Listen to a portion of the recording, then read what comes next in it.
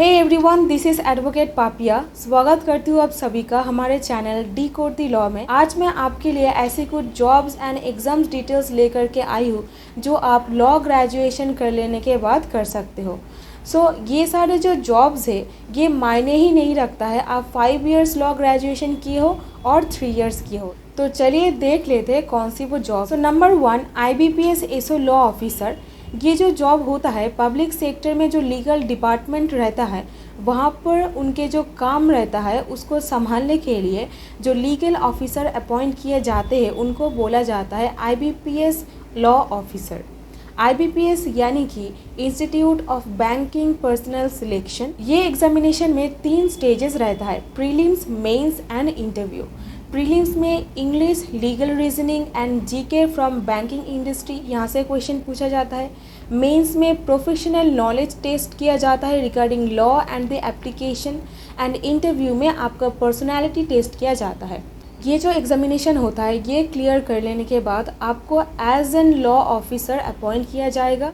And ये job में बहुत ही लेस ट्रांसफ़र होता है, वैकेंसी भी बहुत कम रहता है, बट कंपटीशन हाई होता है। नाउ दूसरा जो जॉब है वो है सेबी ग्रेडेड लीगल ऑफिसर।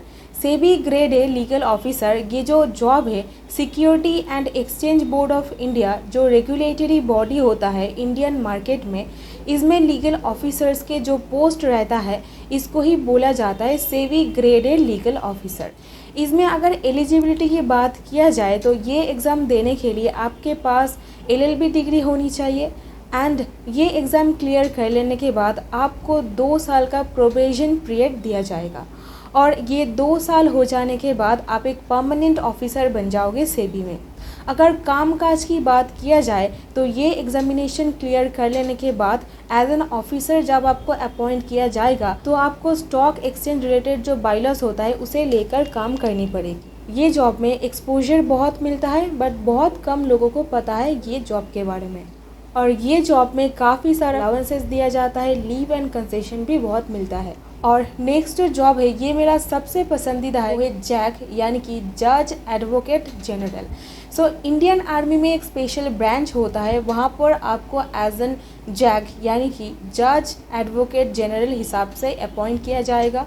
और यहाँ पर अपॉइंट हो जाने के बाद आपको जो इंडियन आर्मीज़ के जो लीगल मैटर्स होता है उनको कोर्ट में रिप्रेजेंट करना पड़ता है, लीगल ड्राफ्टिंग्स करना पड़ता है, ठीक है। और ये जो जॉब है बहुत ही रिस्पेक्टेबल जॉब है। चलिए स्पेसिफिकेशन देख लेते हैं। ये जॉब करने के लिए अगर एज लिमिट की बात किया जाए तो 21 से 27 साल के बीच में आपका उम्र रहनी चाहिए।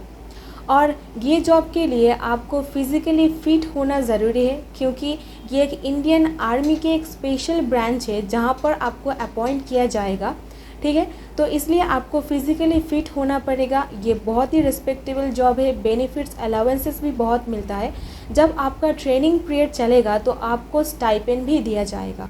और इस जॉब में कंपटीशन बहुत हाई रहता है, वैकेंसी बहुत कम रहता है। 2022 में 6 पोस्ट था मेल्स के लिए एंड 2 पोस्ट था फीमेल्स के लिए। और जो सारे यंगस्टर लॉयर्स और लॉ स्टूडेंट अनमैरिड है वो इस जॉब को डेफिनेटली एक बार देख सकते हैं, डेफिनेटली एक बार इस एग्जामिनेशन में अपीयर कर सकते हैं।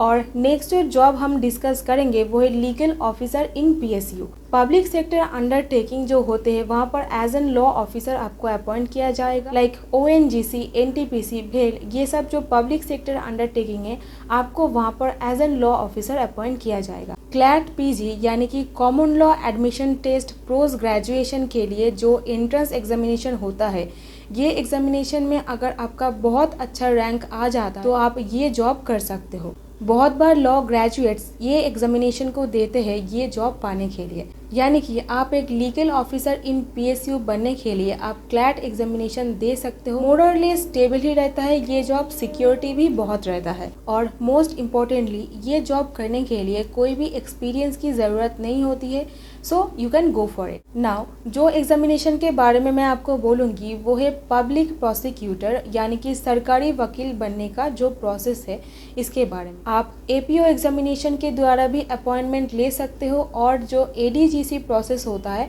आप उससे भी एक पब्लिक प्रोसिक्यूटर यानी कि सरकारी वकील बन सकते हो। मेरे चैनल पर ऑलरेडी एक वीडियो मैंने बना रखी है सरकारी वकील बनने का प्रोसेस, तो आप वो वाला वीडियो एक बार देख लीजिए। नाउ नेक्स्ट जो जॉब के बारे में बात करेंगे वो है यूजीसी नेट। जो सारे लॉ ग्रेजुएट्स एक टीचर बनने में इंटरेस्टेड है और असिस्टेंट लॉ प्रोफेसर बनना चाहते हैं तो आपको यूजीसी नेट क्लियर करना पड़ेगा और उसके लिए आपको LLM यानी कि मास्टर्स इन लॉ डिग्री आपको हासिल करनी पड़ेगी। अभी मैं आपको एक और जो जॉब के बारे में इंफॉर्मेशन दूंगी वो सब मतलब law students, law teachers, lawyers, इनका एक मतलब ड्रीम रहता है ये जॉब करने के लिए, और वो है जज, जुडिशरी। सो ये एग्जामिनेशन पब्लिक सर्विस कमीशन के द्वारा कंडक्ट किया जाता है। ये एग्जामिनेशन में 2 लेवल रहता है, एक है लोअर जुडिशरी है, दूसरा है हायर जुडिशरी।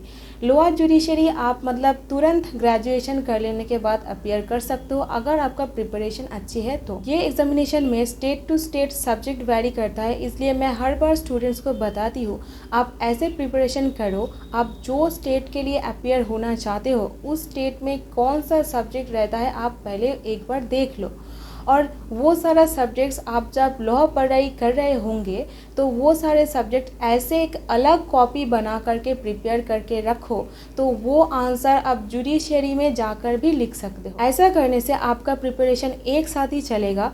मैं इसीलिए स्टूडेंट्स को बताती हूँ आप ऐसे प्रिपरेशन करो तो आपके लिए बहुत ही हेल्प हो जाएगा ये एग्जामिनेशन मतलब जल्द ही क्लियर करने में। मेरे चैनल पर भी बहुत सारे मटेरियल्स अवेलेबल हैं, आप चाहो तो देख सकते हो। तो यही बताना चाहूँगी जो सारा सब्जेक्ट्स लॉ में एंड जुडिशरी में कॉमन है, आप जो स्टेट में अपीयर होना चाहते हो आप वो सारे सब्जेक्ट्स को एक साथ प्रिपेयर करो, एक अलग कॉपी बनाओ वो सारे सब्जेक्ट्स के लिए, ताकि आपके लिए प्रिपरेशन का ये जो जर्नी है और भी इजी हो जाएगा। ठीक है, तो क्वालिफिकेशन की बात किया जाए तो ये एग्जामिनेशन देने के लिए आपके पास लॉ डिग्री होनी चाहिए। एंड एज लिमिट की बात किया जाए तो ये स्टेट टू स्टेट वेरी करता है। यूजुअली देखा जाता है 21 साल से 35 साल मतलब इस बीच में अगर आपका एज है तो आप ये एग्जामिनेशन पर अपीयर कर सकते। अगर एग्जामिनेशन पैटर्न के बारे में बात करें तो ये एग्जामिनेशन में 3 स्टेजेस रहता है, prelims, mains and interview. Prelims cut off जो होता है यानी कि क्वालिफाइंग मार्क्स जो होता है ये स्टेट टू स्टेट वेरी करता है।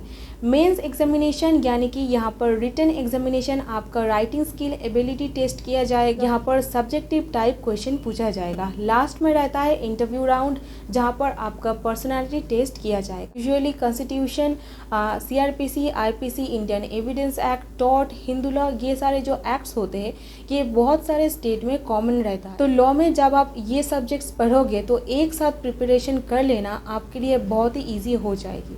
आप जो स्टेट में अपीयर करना चाहते हो वो स्टेट का सिलेबस, सब्जेक्ट्स क्या है आप एक बार देख लो, अकॉर्डिंगली आप प्रिपरेशन करना लॉ पढ़ाई के साथ साथ ही चालू कर दो। और एक जॉब है वो है RBI grade be legal officer.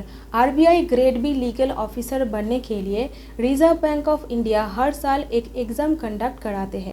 अगर आप पूछो एक ग्रेड बी लीगल ऑफिसर के काम क्या होता है, legal drafting, consulting, court representation यानी कि जो लीगल मैटर्स होता है उसको रिप्रेजेंट करनी पड़ेगी। ये एग्जाम में 3 स्टेजेस रहता है, prelims, mains and interview. Eligibility की बात किया जाए तो ये एग्जामिनेशन देने के लिए आपके पास BCI यानी कि बार काउंसिल ऑफ इंडिया के द्वारा इशू किया गया सर्टिफिकेट ऑफ प्रैक्टिस रहनी पड़ेगी।